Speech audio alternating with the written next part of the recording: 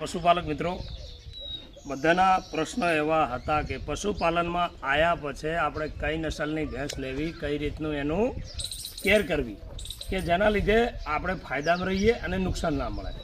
તો મિત્રો એક તો પેલું ધ્યાન રાખજો કે ઘરની માને કોઈ ડાકણ કહેતું નથી. કેમ નથી કહેતું ડાકણ? કે હવે જાફરાબાદવાળા છે જાફરીને પસંદ કરશે, હરિયાણાવાળા છે હરિયાણાને પસંદ કરશે, અને મુરા છે એને આપણે પસંદ કરશું, ને બન્નીવાળા છે એ બન્નીવાળાને પસંદ કરશે.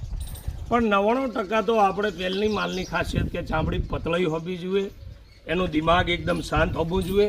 બીજું એની અડર ક્વોલિટી કહેવા જઈએ તો એકદમ ફિટ બાવલું, મજબૂત આંચળ, કહેવાનો મતલબ કે તૂટેલું બાવલું ના આવવું જોઈએ, આંચળ લાંબો ના આવવો જોઈએ.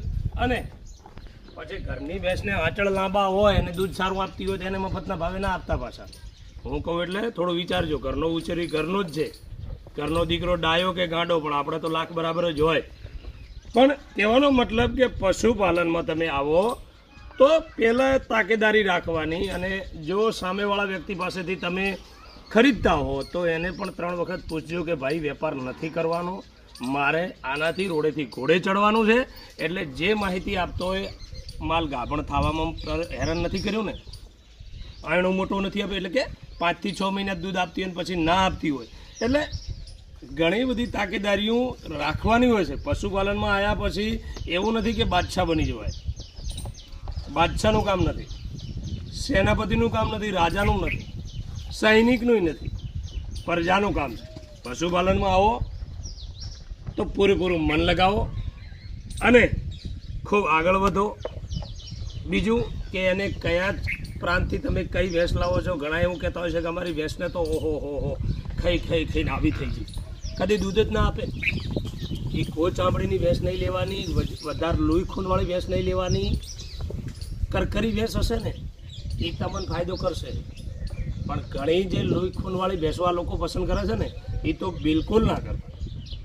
અને બીજી મને ઘણા બધા મિત્રોએ કોમેન્ટના માધ્યમથી, મારા પર્સનલ મેસેજના માધ્યમથી મને કીધું હતું, આ વાતની જણાવ્યું હતું. એટલે અને બીજું કે ઘણા બધાને એવું કહેવું છે કે આંચળનો ફોલ્ટ મસ્ટર્ડીઝ.